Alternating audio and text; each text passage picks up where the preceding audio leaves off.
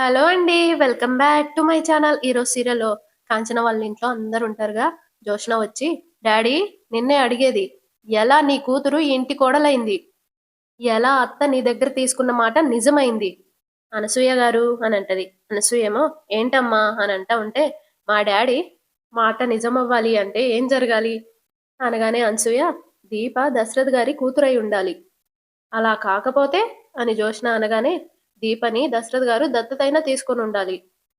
వెంటనే జోష్న, ఆ రెండూ కాకుండా మా బావ నా మెడలో తాళి కట్టకుండా మా అత్త తీసుకున్న మాట నిజమయ్యే అవకాశముందా అని అడుగుతది. అప్పుడు అనసూయ, లేదమ్మా అనంటది. జోష్న, డాడీ విన్నావా? అత్త నీకు గూడా వినిపిచ్చిందా? వినిపిచ్చింది అని కాంచన అంటది. మరెందుకు మౌనంగున్నావు అత్తా? నేనంటే నీకిష్టం లేకపోవచ్చు. నీ కొడుక్కి ఇష్టం లేకపోవచ్చు. అంత మాత్రాన వరసలు, బంధాలు, ఇచ్చిన మాటలు మారిపోవు కదా! మరి మారిపోనప్పుడు నువ్వెందుకు డాడీ అలా మాట్లాడాలి? అమ్మా, నాన్న చచ్చినా ఈ అనాథ మెడలో బావ తాళి కడితే నీ ప్రామిస్ ఎలా నెరవేరుతుంది అని అడుగుతది. వెంటనే దశరథ గట్టిగా, దీప అనాథ కాదు. దీపకి అమ్మా నాన్న ఉన్నారు. దీప అమ్మా నాన్న బ్రతికే ఉన్నారు. అందరూ షాక్ అయితారు. కాంచనేమో అన్నయ్య అని అంటది. అవునమ్మా, దీప అమ్మా నాన్న ఉన్నారు. ఎవర్రా వాళ్ళు అని శివనారాయణ అడుగుతాడు.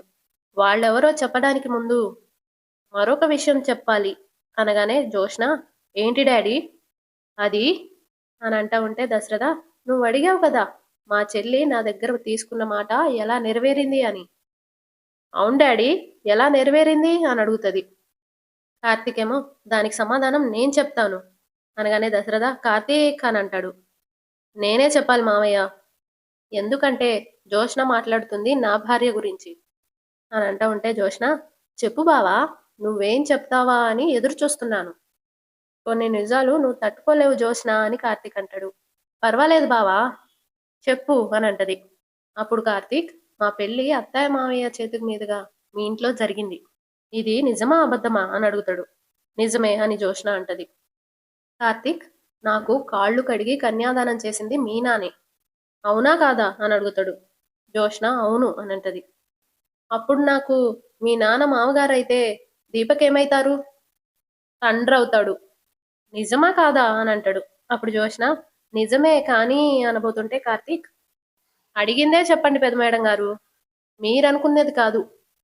తండ్రి స్థానంలో మావయ్య, తల్లి స్థానంలో అత్త ఉండి కన్యాదానం చేశారు. అంటే వాళ్ళ కూతుర్ని ఈ చెల్లింటికి కోడలిగా ఇచ్చారు.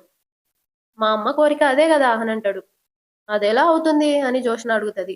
ఎందుకు కాకూడదు అని కార్తీక్ అంటాడు. దీప జోష్న అవుతుందా అని జోష్న అంటా ఉంటే కార్తీక్, ఎప్పటికీ కాదు అని అంటాడు. మరి అత్త కోరిక తీరినట్టు ఎలా అవుతుంది అనగానే కార్తీక్, మా అమ్మ కోరిక నీ కూతుర్ని మా ఇంటి కోడలుగా చేయమనే కానీ జోష్ననే నా ఇంటి కోడల్ని చేయమని కాదు. దీపని మావయ్య కూతురు అనుకున్నాడు కాబట్టి మా అమ్మ కోరిక తీరినట్టే అనగానే జోష్న, నువ్వు చాలా తెలివైన వాడివి బావా. ఏం దీప, మా బావేంటి ఇంత తెలివిగా మాట్లాడుతున్నాడు అనగానే దీప, ఉన్నది ఉన్నట్టు మాట్లాడడం కూడా తెలివితేటలేనా జోష్న? నువ్వొక్క ప్రశ్న అడిగావు, దానికి మా బావ సమాధానం చెప్పాడు. నీకు ఇంకేమైనా అనుమానాలున్నాయా అని అడుగుతది.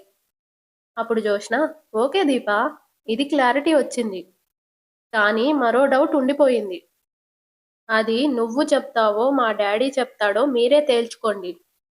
నాకైతే సమాధానం కావాలి అని అంటది. అప్పుడు దీప, ఏంటది అని అంటది. వెంటనే జోష్న, మీ అమ్మా నాన్న బ్రతికే ఉన్నారు అన్నారు. ఎక్కడున్నారు? అసలు ఎవరు మీ అమ్మా నాన్న? నాకిప్పుడే తెలియాలి అని అడుగుతా ఉంటది. ఇటు స్వప్న బుక్ చదువుతా ఉంటది. అక్కడికి కాశీ వచ్చి దిల్లు అని అంటాడు. స్వప్న కోపంగా చూస్తది. సారీ స్వప్న అని అంటాడు. అప్పుడు స్వప్న, డ్రైవర్లు ఓనర్స్‌ని ఎలా పిలవాలి అని అడుగుతది. కాశీ మేడం అని అంటాడు. అలాగే పిలువు. సారీ మేడం, మీరేదో సీరియస్‌గా చదువుతున్నాడు అని అడుగుతాడు. అప్పుడు స్వప్న, ఆడదాని జీవితానికి మంచి సంసారమైనా ఉండాలి, లేదంటే మంచి చదువైనా ఉండాలి. నీ ప్రేమలో పడి చదువుకి సున్నం పెట్టాను. ఇప్పుడైతే సంసారానికి సున్నం పెట్టాను. అప్పుడు వదిలేసిన చదువు విలువ ఇప్పుడు తెలిసొచ్చి చదువుకుంటున్నాను. ఒక మంచి డిగ్రీ సంపాదించి ఎవరి మీద ఆధారపడకుండా బ్రతకాలి. అక్కడికి కావేరి జ్యూస్ తీసుకొని వస్తూ వస్తూ ఆగిపోయిన చదువుని సరిదిద్దుకోవాలి అనుకున్న దానివి సంసారాన్నెందుకే సరిదిద్దుకోవాలనుకోవట్లేదు అనగానే స్వప్న, నేను జ్యూస్ అడిగాను సలహాలు కాదు అని అంటది. అయితే నువ్వు వెళ్ళి తెచ్చుకో అని కావేరి అంటూ ఉంటే, మరి ఇదెవరికి అని స్వప్న అడుగుతది. అల్లుడు గారికి. అల్లుడు గారు ఈ జ్యూస్ తాగండి అని ఇవ్వబోతది. కాశీ, వద్దులే అత్తయ్య, ఇప్పుడు నన్ను డ్రైవర్ గానే చూడండి అని అంటాడు. వెంటనే స్వప్న, మేము డ్రైవర్ గానే చూస్తున్నాం, నువ్వే డ్రైవర్లా ఉండట్లేదు అని అంటా ఉంటే అక్కడికి శ్రీధర్ వస్తాడు. ఎవరిని ఎలా చూడాలో నీకు బాగా తెలుసు స్వప్న అనగానే స్వప్న, నీకైతే బొత్తిగా తెలియదు నాన్న అని అంటది. పాతకాలం మనిషిని కదమ్మా, మీ అంత తేలిగ్గా నేను బంధాల్ని వదులుకోలేను. అందర్నీ నా వాళ్ళే అని అనుకుంటాను. అవమానించినా భరిస్తాను. సహనం చచ్చిపోయి కాస్త అరిచినా "హుం, మళ్ళీ నాకు నేనే సర్ది చెప్పుకుంటాను అని అంటా ఉంటే స్వప్న, నువ్వేం చెప్తున్నావో నాకు అర్థమవుతుంది నానా. అప్పుడు ఏం చేయాలో కూడా అర్థం కావాలి కదా అని అంటాడు. అప్పుడు స్వప్న, ఏం చేయాలో అదే చేస్తున్నాను అని అంటది. ఏం చేస్తున్నావు అని అడుగుతాడు. నేనొక బిజినెస్ స్టార్ట్ చేసి నాలాంటి ఒక 10 మందికి ఉపాధి కల్పించాలి అనుకుంటున్నాను అనగానే శ్రీధర్, వ్యాపారం అంటే ఎంతో సహనంతో చేయాల్సిన పని. అందులో సగం సహనం ఉన్న కాపురాన్ని సరిదిద్దుకోవచ్చు అనగానే స్వప్న, కాశీతో సంసారం కంటే సన్యాసమే బెటర్ అనగానే కాశీ, సార్, కార్ సర్వీసింగ్ అయిపోయింది, నాకు ఒక చిన్న పనుంది, వెళ్ళొస్తాను అని వెళ్తా ఉంటే శ్రీధర్, కాశీ, నువ్వు ఎక్కడికైనా వెళ్ళినా తొందరగా వచ్చేయి. మార్నింగ్ వచ్చేస్తాను సార్ అని కాశీ అంటాడు. లేదు, నువ్వు రాత్రికి ఇక్కడే పడుకోవాలి. స్వప్న కోపంగా, ఇక్కడెక్కడ పడుకుంటాడు అని అంటది. వెంటనే శ్రీధర్, గెస్ట్ రూమ్ ఉంది కదా, అందులో కాశీ పడుకుంటాడు. కాశీ ఇంట్లో పడుకోవడానికి వీల్లేదు నాన్న, గదిలో కాకపోతే హాల్లో పడుకుంటాడు అని అంటాడు. నాన్న, ఈ ఇంట్లో ఉండడానికే వీల్లేదంటుంటే మళ్ళీ హాల్ అంటావేంటి? ఎవరిని ఎక్కడ ఉంచాలో అక్కడే ఉంచాలి అనగానే శ్రీధర్, వెరీ గుడ్, నేను కూడా అదే చెప్పాలనుకుంటున్నాను. ఎవరిని ఎక్కడుంచాలో అక్కడే ఉంచుతాను. నాకొకళ్ళు సలహాలు ఇవ్వాల్సిన అవసరం లేదు. కాశీ, నువ్వు ఈ రోజు నుండి ఈ ఇంట్లోనే పడుకుంటావు. కారణమేంటో తెలుసుకోవచ్చా అని స్వప్న అడుగుతుంది. అప్పుడు శ్రీధర్, మార్నింగ్ నేను గుడికెళ్ళాలి, కాశీయే తీసుకెళ్ళాలి అని అంటాడు. ఎందుకు అని స్వప్న అడుగుతుంది. నా కూతురు కాపురం బాగుండాలని దేవుడికి మొక్కుకోవడానికి. మీరనుకున్నది జరగదులేండి అని స్వప్న అంటది. వెంటనే శ్రీధర్, నువ్వు అనుకున్నట్టే నేను అనుకున్నది జరగవచ్చు కదా. కాశీ, నేను చెప్పింది చేయి అని అంటాడు.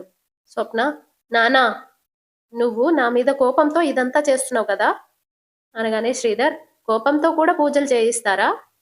కాస్త అర్థమయ్యేలా చెప్పు కావేరి అని చెప్తూ వెళ్ళిపోతాడు. కావేరి ఏమో, కొందరికి మనం చెప్పాల్సిన అవసరం లేదులేండి, ఇందాకలా జ్యూస్ అడిగావు కదా, తాగు అని చెప్పి అక్కడ పెట్టేసి వెళ్ళిపోతుంది. కాశీ స్వప్నం చూస్తే కోపంగా చూస్తుంది. ఇటు జోష్న ఏమో, చెప్పండి, మిమ్మల్నే అడిగేది, దీప అమ్మా నాన్న ఎవరు అనగానే దశరథ, ఎవరు అంటే ఈరోజు తీసుకొచ్చి నీ ముందు నిలబెట్టలేకపోవచ్చు, కానీ ఏదో ఒక చోట వాళ్ళు ఉండే ఉంటారని దీప నమ్ముతుంది, నేను నమ్ముతున్నాను అని నవ్వుతూ అంటాడు. జోష్న తనలో తాను, మీరు నమ్మి చెప్తున్నట్టు లేదు, నిజం తెలిసి నా ముందు ఓపెన్ అవ్వలేక చెప్తున్నట్టే ఉంది అని అనుకుంటది. పైకి దీపని పెంచిన తల్లిదండ్రులు ఉంటుంటే అసలైన అమ్మా నాన్నలెవరో తెలుసుండేదేమో అనగానే అనసూయ, లేదమ్మా, నా తమ్ముడికి కూడా వాళ్ళెవరో తెలియదు. దశరథ కుబేరా ఫోటో చూస్తూ అక్కడికి వెళ్ళి నిలబడతాడనమాట. అనసూయ, కుబేరా దీప గురించి ఏం చెప్పాడో నువ్వు నాతో చెప్తావా అని అడుగుతాడు. చెప్తాను బాబు, నా తమ్ముడు పెళ్ళాం పేరు అంబుజవల్లి. అది నా తమ్ముడికి పిల్లల్ని ఇవ్వలేకపోయింది, కానీ నా తమ్ముడికి పిల్లలంటే ప్రాణం. అది రోగంతో మంచాన పడినప్పుడు ఒకరోజు నా తమ్ముడు నాకు కబురు పంపాడు. వెళ్ళి చూస్తే అంబుజవల్లి దగ్గర ఓ చంటిది ఉంది. ఎవర్రా ఈ బిడ్డ అంటే, నా బిడ్డక్క అన్నాడు. నీ బిడ్డ ఏంట్రా అంటే, అప్పుడు చెప్పాడు అనగానే, ఏం చెప్పాడు అని దశరథ అడుగుతాడు. వెంటనే అనసూయ, దీపనెవరో బస్టాండ్లో వదిలేశారంట. సిటీ నుండి ఇంటికి బయలుదేరిన నా తమ్ముడు వర్షం వస్తుందని తల దాచుకోవడానికి ఓ బస్టాప్ దగ్గర ఆగితే చంటిదాని వేడుపు చూశాడంట. బిడ్డని చేతిలోకి తీసుకొని చూశాడు, ఎవరూ లేరట.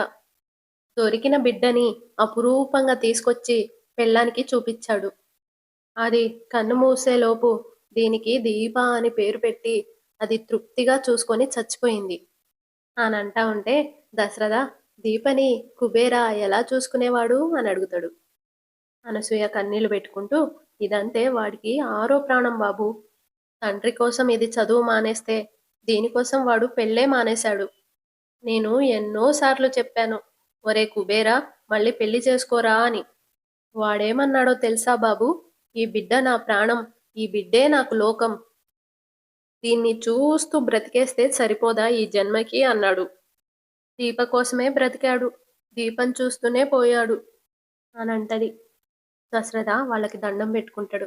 తర్వాత దేవుడమ్మా నీ తమ్ముడు అని అంటా ఉంటే జ్యోత్స్న తనలో తను డాడీ మరీ ఇంత కొత్తగా కనిపిస్తున్నాడేంటి? నా అనుమానం నిజమేనా? తన కూతుర్ని పెంచాడు కాబట్టే దేవుడు అంటున్నాడా అని అనుకుంటది. దశరథేమో తనకి పుట్టని బిడ్డ కోసం తన జీవితాన్నే త్యాగం చేసిన కుబేర దేవుడేనమ్మా. బ్రతికుంటే నీ తమ్ముడు కాళ్ళు కడిగి ఆ నీళ్లు నెత్తిన జల్లుకునేవాణ్ణి. అనసూయ బాబు అని అంటది. అందరు చూస్తా ఉంటారు. శివనారాయణ ఏమో ఏంటి ఇలా మాట్లాడుతున్నాడు అన్నట్టు ఎక్స్ప్రెషన్ ఇస్తాడు. జ్యోత్స్న తనలో తాను డౌటే లేదు అని అనుకుంటది. దశరథ కుబేరా నువ్వు దేవుడివయ్యా అని దండం పెట్టుకుంటూ ఏడుస్తా ఉంటే కార్తీక్ లేచి దశరథ్ దగ్గరికి వెళ్తాడు. మామయ్య ఏంటిది అని అంటాడు. అప్పుడు దశరథ ఎన్ని జన్మలు ఎత్తినా ఇలాంటి వాళ్ళ రుణం తీర్చుకోలేంరా. శివనారాయణ దశరథ నువ్వెందుకు ఎమోషనల్ అవుతున్నావు అని అడుగుతాడు. దశరథ లేదు నాన్న, కుబేర ఆ రోజు దీపని బస్టాండ్లో వదిలేసిపోయి ఉంటే దీప మనకి దక్కేదే కాదు కదా అని అంటా ఉంటే అనసూయ ఇది మహజ్జాతకురాలు. నాకు తెలిసి దీప ఎవరో గొప్పింటి బిడ్డ అయి ఉంటది బాబు. అమ్మా నాన్న చాలా గొప్పోళ్ళయి ఉంటారు. పేరు మోసిన కుటుంబంలో పుట్టుంటుంది అనగానే దశరథ అందుకే చెప్తున్నానమ్మా నా కూతుర్ని అనబోతుంటే కార్తీక్ మావయ్య ఎవరో కూతుర్ని తన కూతురుగా పెంచారు. అది కాదురా అని దశరథ అంటా ఉంటే మనం బయటికి వెళ్దాం దా దా అని బయటికి తీసుకొని వెళ్ళిపోతాడు. అక్కడి నుండి జ్యోత్స్న కూడా వెళ్ళిపోబోతుంటే శివనారాయణ జ్యోత్స్న ఎందుకు వచ్చినట్టు ఎందుకు వెళ్ళిపోతున్నట్టు అని అడుగుతాడు. నీకోసమే వచ్చిన తాత. అమ్మ ఇంటి దగ్గరే ఉంది కదా, టాబ్లెట్ ఇచ్చే టైం అయింది, వెళ్ళాలి అని చెప్పి వెళ్ళిపోతుంది. వెళ్ళిపోగానే శివనారాయణ నా కోసమే వచ్చానంది, ఎందుకు వచ్చిందో చెప్పలేదు. ఏంటో జ్యోత్స్న ప్రవర్తన అర్థం కాకుండా ఉంది అని అంటా ఉంటే శౌర్య అక్కడికి హాయ్ ముద్దుల తాత అనుకుంటూ వస్తుంది. హాయ్ శౌర్య రా రా రా అని పక్కన కూర్చోబెట్టుకుంటాడు. శౌర్య ఎప్పుడొచ్చావు అని అడుగుతుంది. ఇప్పుడే వచ్చాను. ఎలా చదువుతున్నావు అని అడుగుతాడు. ఆ చదువుతున్నానులే అని అంటది. ఏంటి అంత సీరియస్గా ఉన్నావు అని అడుగుతా ఉంటే అనసూయ దాని చదువు అలాగే ఉంది పెద్దయ్య గారు అని అంటది. కాంచన అక్క దాన్ని లోపలికి తీసుకెళ్ళి తినడానికి ఏదైనా పెట్టు. అలాగే పదవే అనగానే శౌర్య వెళ్తుంది. నాన్న అన్నయ్య ఏంటి నా కంటికి చాలా కొత్తగా కనిపిస్తున్నాడు అనగానే శివనారాయణ లేచి నేను గమనించానమ్మా, మాటల్లో అడిగాను కూడా. గుడి నుండి వచ్చాకే తనలో ఈ మార్పు కనిపిస్తుంది అని అంటా ఉంటే దీప తనలో తాను కూతురెవరో తెలిసిందన్న ఆనందంలో ఉన్నారు మా నాన్న. ఆ ఆనందానికి కొలతలు లేవు, హద్దులు లేవు.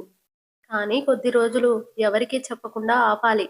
నాన్నను చూస్తుంటే ఎవరికో ఒకరికి నిజం చెప్పేసేలా ఉన్నారు అని అనుకుంటూ ఉంటది. ఇక్కడ కార్తీక్ బయట దశరథ్తో ఇంత ఎమోషనల్ అవుతావేంటి మావయ్య అనగానే దశరథ నా ప్లేస్లో నువ్వుంటే నా బాధ నీకు తెలిసేదిరా. నువ్వు నీ కూతురు అని మురిసిపోతున్న మనిషి కొన్నేళ్ల తర్వాత నీ కూతురు కాదు అని తెలిస్తే ఆ నరకం ఎలా ఉంటుందో నీకు తెలుసా? నీ కన్న కూతుర్లా నీ దగ్గర పెరగాల్సిన మనిషి ఎవరో నువ్వంటే నచ్చని వాళ్ళు చంపాలని చూశారని తెలిస్తే ఎలా ఉంటుందో తెలుసా?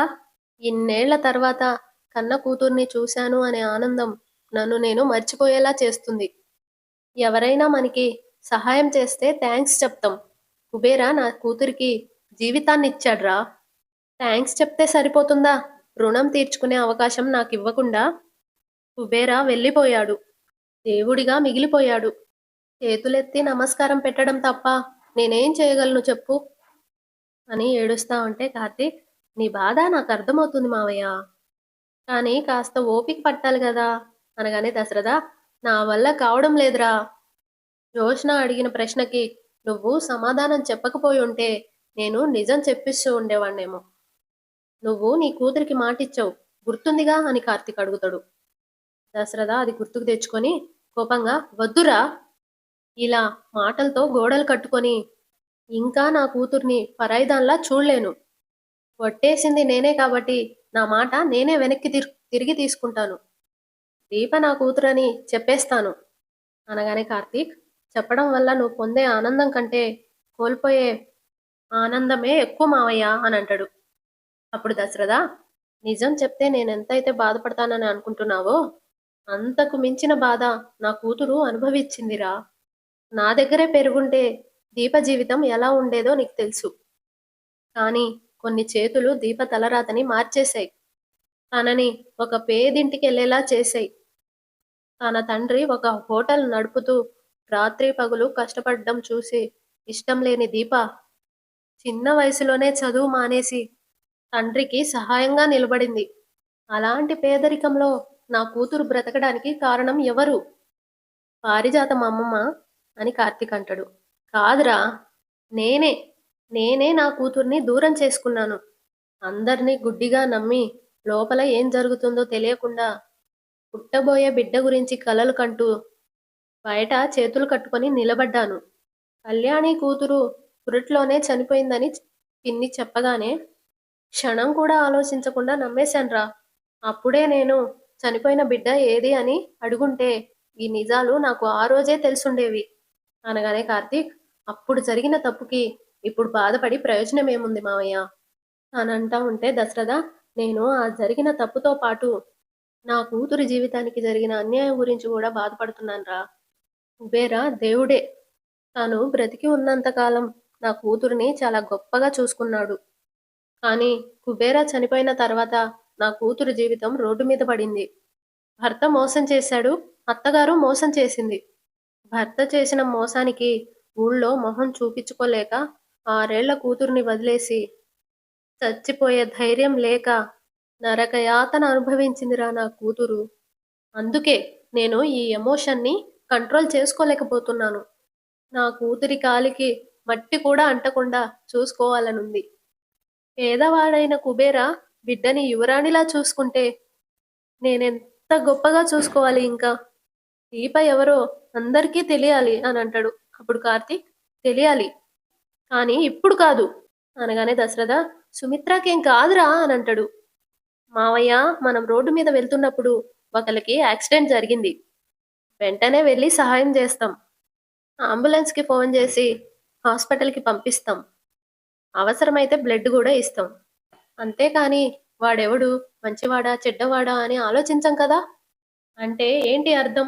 ఫస్ట్ ఏదైనా జరిగినప్పుడు మనం ఏం చేయాలో అదే ఫస్ట్ చేయాలి. ఇప్పుడు మనం చేయాల్సింది అత్తని కాపాడ్డం.